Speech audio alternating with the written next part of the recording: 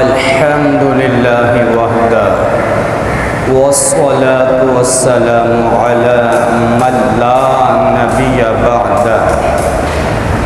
أما بعد فأعوذ بالله من الشيطان الرجيم بسم الله الرحمن الرحيم وَلِلَّهِ عَلَى النَّاسِ حِجُّ الْبَيْتِ مَنِ اسْتَطَاعَ إِلَيْهِ سَبِيلًا وَمَنْ كَفَرَ فَإِنَّ اللَّهَ غَنِيٌّ عَنِ الْعَالَمِينَ آمَنْتُ بِاللَّهِ صَدَقَ اللَّهُ مَوْلَانَا الْعَظِيمُ وَصَدَقَ رَسُولُهُ النَّبِيُّ الْكَرِيمُ الْأَمِينُ وَنَحْنُ عَلَى ذَلِكَ لَمِنَ الشَّاهِدِينَ وَالشَّاكِرِينَ والحمد لله رب العالمين قال الله تبارك وتعالى في القرآن المجيد والفرقان الحميد إن الله وملائكته يصلون على النبي يا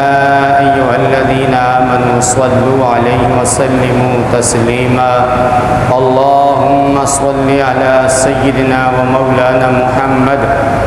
وعلى آله وأصحابه وبارك وسلم صلاة وسلاما عليك يا سيدي يا رسول الله وعلى آلك وأصحابك يا سيدي يا حبيب الله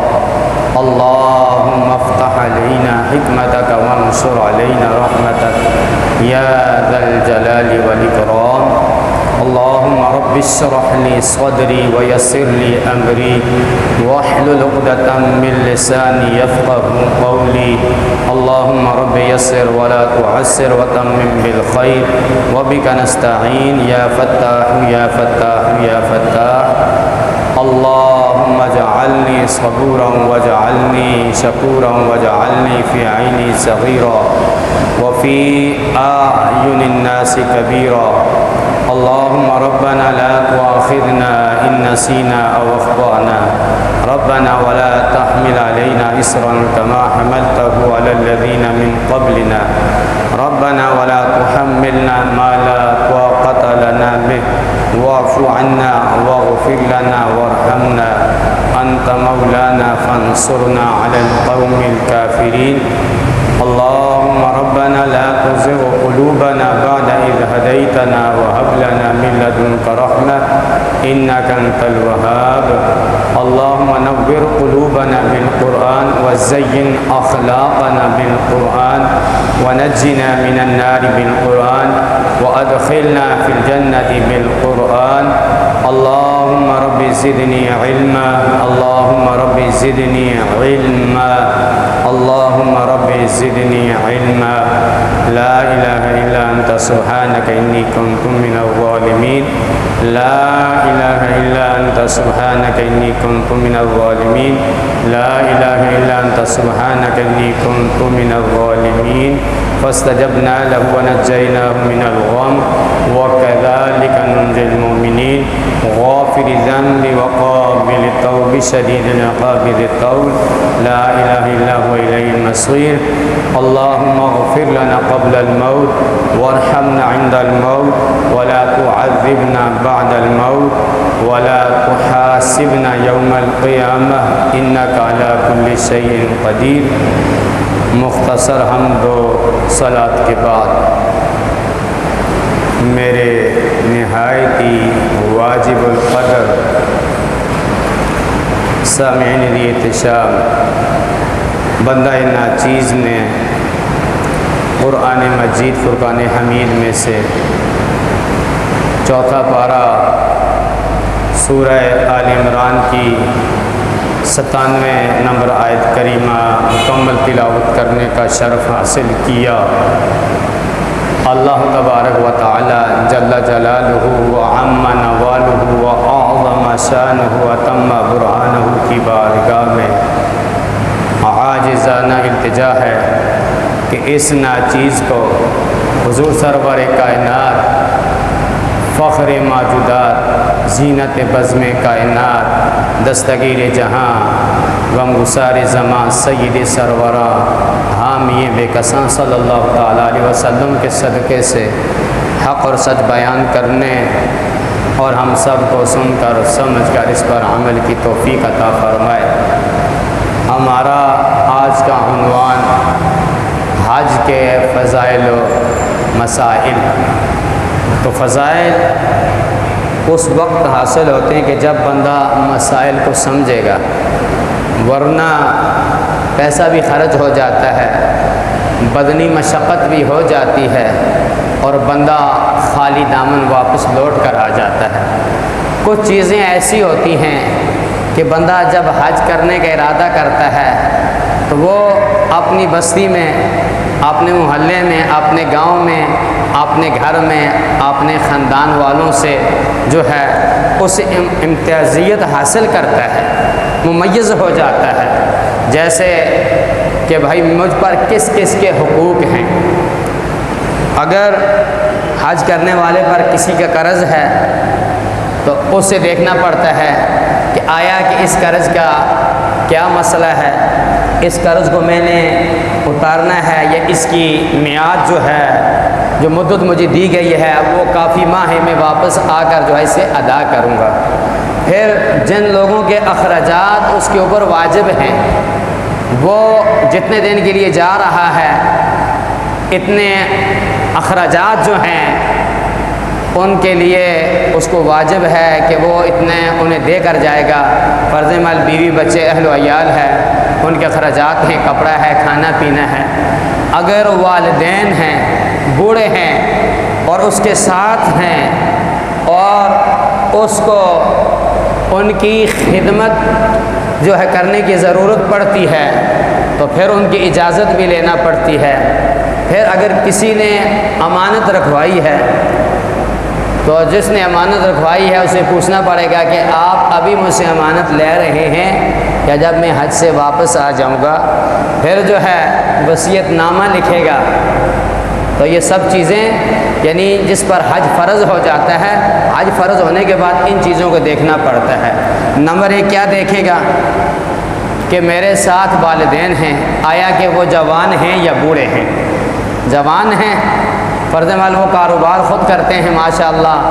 اپنے ہاتھ سے کھانا پینا پکا لیتے ہیں، تو پھر صرف ان کی اجازت لینا مقصود ہے۔ اگر بوڑھے ہیں، بیمار ہیں اور ان کی خدمت کرنی اس کو پڑتی ہے تو پھر ان سے اجازت لے گا اور ان کی خدمت کا بندوبست کرے گا۔ اگر بغیر اجازت کے چلا جائے گا حج تو ہو جائے گا مگر مکروہ ہوگا۔ مکروہ سے یہ ہے کہ وہ ناقص ہوگا، مکمل نہیں ہوگا۔ اسی طرح سے حج والے کو یہ شرط ہے کہ اس کے پاس اتنا پیسہ ہو کہ وہ یہاں سے بیت اللہ شریف جائے، وہاں کے جتنے ایام اس کے لیے مقرر ہیں وہ دن گزارے، اس کے بعد اخراجات ہوں اور واپس اپنے گھر آ سکے، اور اتنے دن کا اپنے اہل و عیال کے لیے خرچ بھی دے کر جائے۔ تو اس میں بیوی بچے آ گئے تو ان کو اتنا خرچہ، جیسے 20 دن ہیں یا 40 دن آج کل جو ہے ہوتا ہے زیادہ 40 دن، تو 40 دن کے وہاں کا قیام اور یہاں سے جانا وہاں سے آنا اتنا ٹیکس، اور اس کے بعد جو ہے گھر کے جتنے اخراجات ہیں، بجلی کا بل ہے، کھانے پینے، کوئی بیمار ہو جاتا ہے، اتنا خرچہ یہاں دے کر وہ حج کر سکتا ہے۔ عورت ایک تو اس کے پاس اتنا پیسہ وہ خود چلی جائے، دوسرا یہ ہے کہ اس کے ساتھ کوئی محرم جانے والا ہو، اور اس کے اخراجات بھی اگر وہ خود ادا نہیں کر سکتا تو عورت ادا کرے گی۔ فرض محل بھائی عورت کے ساتھ اس کا خاوند جا رہا ہے تو وہ عورت پر حج فرض ہے، تو اگر خاوند اپنے خرچے پر نہیں جا رہا ہے، وہ عورت کے لیے کہ محرم عورت کے لیے نہیں جا سکتی ہے، تو وہ خاوند کا خرچہ بھی وہ عورت برداشت کرے گی، ورنہ حج تو اس پر ہو گیا مگر ادا اس وقت ہوگا کہ جب اس کے ساتھ یہ پورے واجبات پائے جائیں گے۔ اسی طرح سے اگر اس کا والد ساتھ جانا چاہ رہا ہے، اگر والد کے پاس وہاں کے جانے کے لیے پیسے ہیں تو ٹھیک ہے، نہیں ہے تو یہ اخراجات بھی عورت برداشت کرے گی۔ اگر عورت کا بھائی جانا چاہ رہا ہے، ایسے محرم کے جن کے ساتھ اس کا نکاح درست نہیں ہو سکتا، نکاح حرام ہے، وہ اس کے ساتھ اس کے محرم جائیں گے، تو عورت پر حج فرض ہو جائے گا۔ اب اگر آپ نے کسی کا قرض دینا ہے، فرض محل آپ نے کسی سے قرض لیا ہوا، کاروبار کر رہے ہیں کہ بھائی 50 لاکھ 40 لاکھ 30 لاکھ 10 لاکھ جتنا بھی لیا ہے، تو آپ نے اگر یہ کہا ہے کہ میں آپ کو 2 مہینے میں دوں گا، اب اللہ پاک نے آپ پر کرم فرمایا کہ آپ کے حالات اچھے ہو گئے ہیں اور آپ پر حج فرض ہو جاتا ہے، یعنی آپ نے کاروبار کیا اور جب یہاں سے جناح آباد سے قافلہ جانے لگا، درخواستیں جمع ہونے لگی، آپ پر حج فرض ہو گیا، آپ کے پاس اتنا پیسہ آ گیا کہ آپ یہاں سے بیت اللہ شریف جا سکتے ہیں، وہاں سے واپس آ سکتے ہیں۔ تو اب آپ کے ذہن میں یہ خیال بھی ہے کہ میں نے فلاں بندے سے قرض لیا ہے اور وہ قرض میں نے دینا بھی ہے، اب آپ یہ سوچ رہے ہیں کہ میں پہلے حج کروں یا پہلے قرض ادا کروں۔ دیکھیں، حج حقوق اللہ میں سے ہے اور قرض حقوق العباد میں سے ہے۔ حج کیا ہے؟ اللہ کی عبادت ہے نا، حقوق اللہ اللہ کی عبادت، اور حقوق العباد بندوں کے حقوق ہیں۔ اللہ چاہے اپنے حقوق معاف کرے، وہ کسی کا محتاج نہیں ہے، وہ ان اللہ علی کل شیء قدیر ہے، مگر بندوں کے حقوق معاف نہیں ہوتے ہیں۔ قرض شہید کو بھی معاف نہیں ہے۔ حدیث شریف میں آیا نا کہ شہید کا خون زمین اور اس کے جسم کے درمیان میں ہوتا ہے، یعنی شہید کے جسم سے جدا ہوتا ہے اور زمین پر جا رہا ہوتا ہے، سب سے پہلے اللہ پاک اسے اپنا دیدار نصیب کروا دیتا ہے، مگر قرض اسے بھی معاف نہیں ہوتا ہے۔ تو اب آپ کے ذہن میں یہ بات ہے تو پھر آپ نے یہ دیکھنا ہوگا کہ میں نے اس سے جو وعدہ کیا ہے قرض کا کہ فلاں تاریخ کو میں آپ کے فلاں مہینے میں فلاں سن میں یعنی 2023-24 میں دوں گا، تو اب آپ پر حج تو فرض ہو گیا ہے، اب قرض کو 1 سال باقی ہے تو آپ حج پر جا سکتے ہیں۔ ہاں، جس تاریخ کا آپ نے اسے وعدہ کیا کہ بھائی میں آپ کا قرض دوں گا،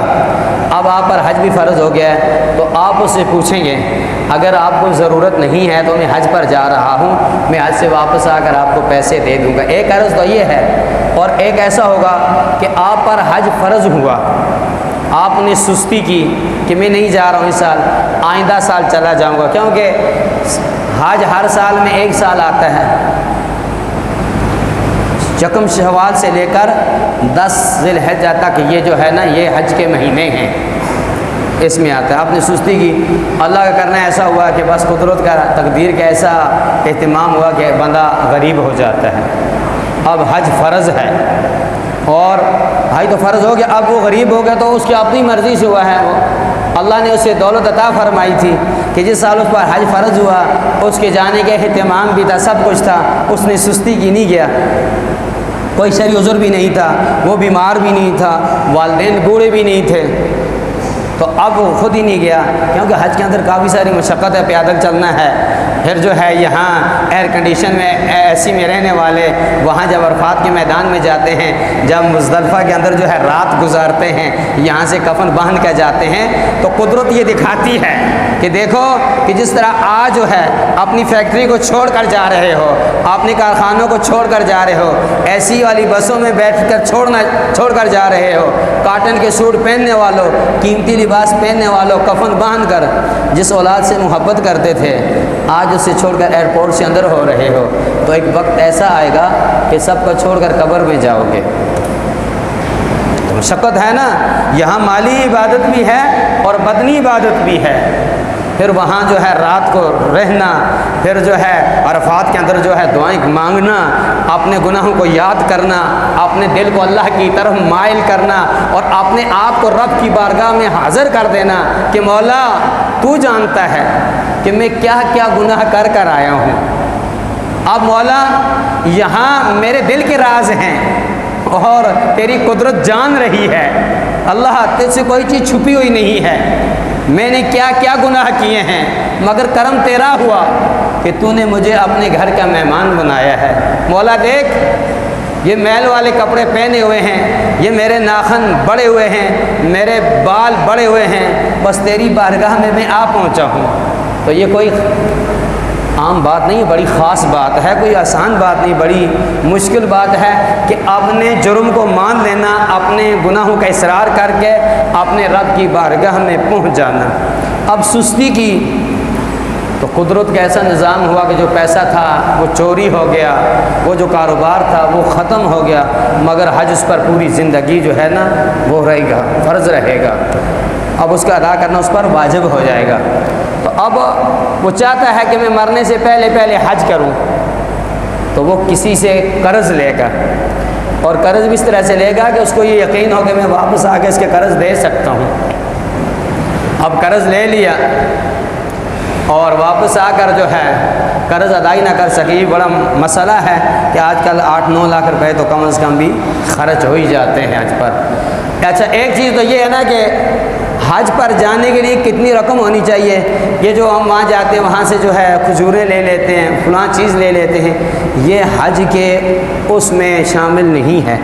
فرمایا کہ صرف اتنی رقم ہو کہ یہاں سے بیت اللہ شریف جائے، وہاں کے اخراجات جتنے 40 دن ہیں 1 مہینہ پورے کرے اور واپس یہاں اپنے گاؤں اپنے گھر تک پہنچ سکے۔ باقی جو ہے یہ سب بے فضول خرچی ہے۔ ہاں اللہ توفیق دے، کچھ کھجوریں لے لیں، کچھ جو ہے آب زمزم تو ویسے وہاں مفت کا ملتا ہے الحمدللہ، لے آئے سب کو پلائے۔ تو اس لیے رسول پاک صلی اللہ تعالیٰ علیہ وسلم نے فرمایا کہ آخری زمانہ آئے گا، امیر لوگ میری امت کے وہ سیر و تفریح کے لیے حج کریں گے، درمیانہ طبقے والے لوگ وہ تجارت کے لیے، فقراء بھیک مانگنے کے لیے، اور علماء اور قرا حضرات شہرت کے لیے، یعنی علماء جائیں گے کہ ہمیں حاجی کہا جائے، قاری جائیں گے ہمیں حاجی کہا جائے، اور غریب لوگ جائیں گے کہ چلو وہاں سے کسی سے کچھ امداد حاصل کریں، اور درمیانے طبقہ کے لیے تجارت کے لیے جائیں گے ہم تجارت کریں، اور امیر ترین سیر و تفریح کے لیے جائیں گے، یعنی کوئی اللہ کی رضا کے لیے نہیں جائے گا۔ اس لیے فرمایا نا کہ شیطان جب بندے کے دل میں یہ ارادہ ہوتا ہے کہ میں حج کروں،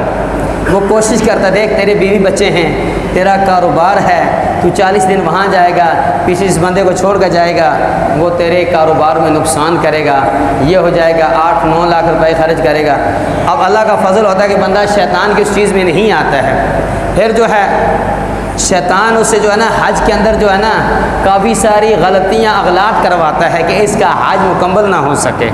وہاں سے بھی بندہ اللہ کے حکم سے بچ جاتا ہے، سارے کام کرتا ہے، جب آخری احرام کھولتا ہے اور طواف زیارت کرتا ہے تو شیطان دل میں بات ڈالتا، دیکھ کراچی سے آیا تھا، پاکستان سے آیا تھا، اب جب تو ایئرپورٹ پر جائے گا لوگ تیرے ہاتھ چومیں گے، تیرا چہرہ دیکھیں گے، تو بیت اللہ شریف کو دے کر جا رہا ہے، تو عرفات کا جو ہے وقوع کر کے جا رہا ہے، اور تو نے مزدلفہ کے اندر رات گزاری ہے، اب تو اللہ کا پیارا ہو گیا ہے، اب تو حاجی ہے، تو اپنی قسمت پر ناز کر، اپنے اوپر فخر کر۔ بس انسان کے دل میں یہ بات آتی، اللہ پاک اس کی پوری محنت کو جو ہے اس پر پانی پھر جاتا ہے، اللہ پاک اس کے حج کو اس کے منہ پر مار دیتا ہے کہ جا، تو نے جو حج کیا ہے وہ لوگوں کے لیے کیا، میری رضا کے لیے نہیں کیا، جن کے لیے تو نے حج کیا ہے جا کر ان سے اس حج کا جو ہے ثواب طلب کر۔ اس لیے فرمایا نا کہ جتنا حاجی کا ثواب ہے اتنا اسے احتیاط کرنی پڑتی ہے، کیا کہ حاجی کی اللہ پاک مغفرت فرماتا ہے، پھر حاجی جس کے لیے دعا کرتا ہے اللہ پاک اس کے حق میں حاجی کی دعا قبول فرماتا ہے۔ اب حاجی نے ایک پریشان حال کے لیے دعا کی، لیکن حاجی وہاں کے لیے دعا نہیں کرتا، وہ یہ کہتے کہ اللہ اپنی مخلوق میں جتنے پریشان حال ہیں سب کی پریشانیاں دور فرما، ادھر سے حاجی کی زبان سے یہ نکلتا تو دور فرما، اللہ پاک پوری کائنات کے اندر جو تمام لوگوں کی پریشانیاں دور فرما دیتا ہے۔ ادھر حاجی ہاتھ اٹھاتا ہے، رب کی رحمت حاجی کی طرف متوجہ ہوتی ہے، حاجی یہ کہتا ہے کہ مولا جتنے بیمار ہیں تمام کو شفاء کلی کاملہ عاجلہ عطا فرما، ادھر جو ہے کاملہ عاجلہ اس کی زبان سے نہیں، ادھر جو ہے بیمار شفا پا جاتے ہیں۔ پھر فرمایا کہ حاجی کے ہر قدم پر 7 کروڑ نیکیاں اس کے نامہ اعمال کے اندر لکھی جاتی ہیں۔ کتنی؟ 7 کروڑ نیکیاں ہر قدم پر، سمجھو ہر قدم پر، تو حاجی کتنے قدم ڈالتا ہوگا؟ پھر فرمایا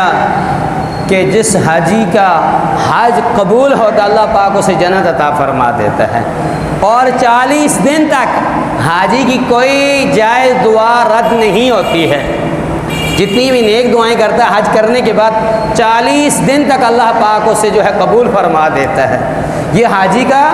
دنیا میں یہ مقام ہے، اور قیامت کے دن جو ہے حاجی 400 اشخاص کو جنت میں لے کر جائے گا۔ تو یہ مقام کیسے حاصل ہوگا کہ جب احرام یہاں سے چادریں جسم پہ ڈالیں گے، سلے ہوئے کپڑے اتاریں گے، گھر والوں کو الوداع کہیں گے، بیوی بچوں کو چھوڑ دیں گے، کاروبار کو اس کی جگہ پر چھوڑ کر کہ مولا اب آ گیا ہوں، اب حاضر ہو گیا ہوں، اب تو چاہے آگ میں ڈال، تو چاہے آگ سے نکال دے، تو چاہے سمندر کے اندر ڈال، کہ تو چاہے معاف کر دے۔ میرا کام تھا یہ کفن پہننا، اپنے عزیز و اقارب کو چھوڑنا، اپنے وطن کو چھوڑ کر جو ہے اب میں وہاں جا رہا ہوں کہ جہاں پر تو نے اپنے مقبول بندوں کی جو ہے بخشش فرمائی ہے، میں وہاں جا رہا ہوں جہاں 300 سال تک رونے کے بعد جو ہے حضرت آدم صفی اللہ کی توبہ قبول ہوئی ہے، میں وہاں جا رہا ہوں کہ جس کو تیری نگاہیں تکتی تھی، جب اس کے ہاتھ اٹھتے تھے تو تیری رحمتوں کی جو ہے بارش جو ہے برسنا شروع ہو جاتی تھی، جس کا چہرہ آسمان کی طرف اٹھتا تو نے قبلہ تبدیل کیا، جس کے لیے تو نے جو ہے گنہگاروں کی بخشش فرمائی ہے، اس میدان میں جا رہا ہوں۔ اللہ میں اس میدان میں جا رہا ہوں کہ جہاں حضرت آدم صفی اللہ اور حضرت حوا کی ملاقات ہوئی ہے۔ اللہ میں اس میدان میں جا رہا ہوں کہ جہاں تیرے پیارے محبوب نے دعا مانگی، کیا مانگی کہ اللہ میرے گنہگاروں کا کیا ہوگا؟ نمازی نماز کی وجہ سے جنت میں جائیں گے، قاری قرآن کی وجہ سے جنت میں جائیں گے، سخی سخاوت کی وجہ سے جنت میں جائیں گے، مجاہد تیری راہ میں اپنا خون بہانے کی وجہ سے جنت میں جائیں گے، مولا فرما بردار اولاد جو ہے اپنے والدین کی خدمت کی وجہ سے جنت میں جائے گی، روزدار روزوں کی وجہ سے جنت میں جائیں گے، مولا حاجی حج کی وجہ سے جنت میں جائیں گے، میرے گنہگاروں کا کیا ہوگا؟ تو رب نے فرمایا کہ محبوب میں نے جو ہے اپنے حقوق معاف فرما دیے۔ یہ کہاں پر؟ عرفات کے میدان میں دعا قبول ہوئی، جب رسول پاک صلی اللہ علیہ وسلم نے جو ہے اپنے ہاتھ مبارک اپنے چہرے مبارک پر پھیرے، دل میں پھر خیال آیا کہ اگر یہاں تک کوئی نہ پہنچ سکا تو کیا ہوگا، کوئی مسجد میں آ کر نماز نہ پڑھ سکا تو کیا ہوگا، کوئی رمضان کے روزے نہ رکھ سکا تو کیا ہوگا، کوئی زکوٰۃ ادا نہ کر سکا تو کیا ہوگا، کوئی حج نہ کر سکا تو کیا ہوگا۔ دل میں تڑپ تھی کہ مولا کہ قیامت کے دن جو ہے ساری مخلوق میرے چہرے کی طرف دیکھ رہی ہوگی، مولا میں اپنے گنہگاروں کی طرف دیکھ رہا ہوں گا۔ صبر نہیں آیا، مزدلفہ کی رات جو ہے تمام صحابہ کرام قرآن کی تلاوت فرما رہے ہیں، اللہ سے جو ہے رسول پاک کے وسیلے سے دعائیں مانگ رہے ہیں، رسول پاک کے ہاتھ اٹھتے ہیں کہ مولا تو نے جس طرح اپنے حقوق معاف کیے ہیں، اللہ اپنے بندوں کے بھی حقوق جو ہے میرے امت کے گنہگاروں کو معاف فرما دے۔ ادھر جو ہے عبد اللہ کے ہاتھ اٹھے تو میرے رب نے کرم فرمایا کہ محبوب بخشش ہو جائے گی، بہانے تلاش کیے جائیں گے کہ کوئی دعا مانگے، کسی کے آنسو نکلے، کسی کے دل میں جو ہے میری رحمت کا خیال آ جائے، میں پھر بھی معاف کروں گا۔ مگر پھر جو ہے ایک بندے کو لایا گیا کہ جس نے بہت بڑا ظلم کیا ہوا ہے، ایک مظلوم ہے لیکن بندہ نمازی بھی ہے جس نے ظلم کیا، بندہ قرآن کا قاری بھی ہے، بندہ رمضان کے روزے رکھنے والا بھی ہے، اور بندہ جو ہے بیت اللہ شریف کا حج کرنے والا بھی ہے۔ سامنے لایا گیا، اب جو مظلوم نے کہا کہ مولا تو جانتا دنیا میں اس نے مجھ سے بہت بڑا ظلم کیا ہے، میں حدیث کا خلاصہ آپ کو بتا رہا ہوں۔ اللہ پاک نے فرمایا کہ اس کے روزے اس کا جو ہے حج لے لے، نماز کا ثواب لے لے، تلاوت لے لے، روزوں کا نہیں، روزے اللہ پاک کسی وقت اس کا ثواب عطا نہیں کرتا ہے، اسی فرمایا روزہ میرے ہی لیے ہے اور اس کی جزا میں خود دوں گا۔ بیمار کی عیادت وہ سب کو دے گا، پھر بھی جو ہے اس کے جو ہے حقوق باقی رہ گئے، تو اللہ پاک جو ہے مظلوم سے فرمائے گا کہ کیا تو اس کو معاف کرے گا؟ کہے گا اللہ بڑا ظلم میں معاف نہیں کرتا ہوں، تو اللہ پاک جو ہے مظلوم کو جو ہے جنت میں ایک باغ دکھائے گا، باغ ایسا ہوگا اس میں چشمے پھوٹ رہے ہوں گے، کھجوروں کے جو ہے گھنے باغات ہوں گے اور سایہ دار درخت ہوں گے۔ اللہ پاک فرمائے گا اگر تجھے میں یہ باغ دے دوں کیا تو اس ظالم کو معاف کرے گا؟ تو وہ کہے گا اللہ ایک دفعہ نہیں 100 بار معاف کیا۔ اب جو ہے ظالم جو ہے اجنبی نگاہوں سے، معصوم نگاہوں سے رب کی طرف دیکھ رہا ہوگا۔ اللہ تو چہرے سے پاک ہے، لیکن حدیث میں ہمیں سمجھانے کی بتایا کہ رب کے چہرے کو تک رہا ہوگا۔ اللہ پاک فرمائے گا جا میں تجھے اس کے ساتھ وہی مقام عطا فرمایا۔ وہ بندہ کہے گا اللہ تو مجھ سے مذاق کرتا ہے، اللہ پاک مذاق سے پاک ہے۔ رب فرمائے گا میں مذاق نہیں کرتا ہوں۔ تو اللہ پاک اس طرح سے جو اپنے محبوب کے جو ہے امت کے گنہگاروں کو معاف فرمائے گا۔ اب جو ہے جب یہاں سے یہ سب چیزیں ہو گئی ہیں، اب بندہ جو ہے احرام باندھتا ہے۔ احرام کس چیز کا نام ہے؟ ظاہری تو ہم یہ سوچتے ہیں نا کہ ہم نے 2 چادریں جو ہے بغیر سلی ہوئی پہنی ہیں۔ اصل احرام ہوتا ہے نیت کرنا، نیت کے ساتھ جو ہے نا لبیک اللہم لبیک لا شریک لک لبیک ان الحمد والنعمت والملک لا شریک لک، جب یہ پڑھتا ہے تو اس پر وہ چیزیں ناجائز ہو جاتی ہیں، حرام ہو جاتی ہیں جو پہلے عام دنوں میں اس پر جائز تھا۔ اب پہلے دنوں میں وہ خوشبو لگاتا تھا، خوشبو لگانا سنت ہے۔ اب دیکھیں مسجد کے اندر اگر کسی کے پسینے سے اتنی بدبو آ رہی ہو، کسی نے پیاز کھایا اس کے منہ سے بدبو آئے، تو رسول پاک صلی اللہ تعالیٰ علیہ وسلم نے فرمایا کہ اس سے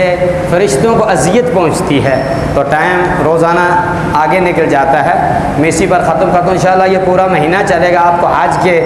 ارکان بتائے جائیں گے، واجبات بتائے جائیں گے کہ طواف جب طواف کیا جاتا ہے اس کے اندر کون کون سی غلطیاں ہوتی ہیں، رمی کے اندر کیا غلطیاں ہو جاتی ہیں، یہ سب چیزیں آپ کو بتائی جائیں گی۔ لیکن یہ یاد رکھیں کہ حج کس پر فرض ہے کہ اتنا پیسہ ہو، غور سے سننا، کہ آپ یہاں سے بیت اللہ شریف جا سکیں اور وہاں کے ایام گزارنے کے بعد واپس آپ اپنے وطن آ سکیں، تو آپ پر زندگی میں ایک بار حج فرض ہو جاتا ہے۔ اور کب حج کرنا واجب ہو جاتا ہے؟ آپ تندرست ہوں، سفر پرامن ہو، کوئی خطرہ نہ ہو، والدینوں کی خدمت آپ پر واجب نہ ہو، اور عورت ہے تو اس کے ساتھ محرم ہو، وہ حج پر جا سکتی ہے۔ ورنہ حج فرض ہو گیا لیکن حج اس وقت آپ کو ادا کرنا واجب ہوگا جب یہ آپ پر شرائط پوری اتریں گی۔ اگر نہیں اترے گی تو پھر مرنے سے پہلے آپ حج بدل کی وصیت کریں گے۔ اللہ پاک ہم سب کو عمل کی توفیق عطا فرمائے۔ سبحانک اللہم و بحمدک اشہد ان لا الہ الا انت استغفرک و اتوب الیک، وآخر دعوانا ان الحمد للہ رب العالمین۔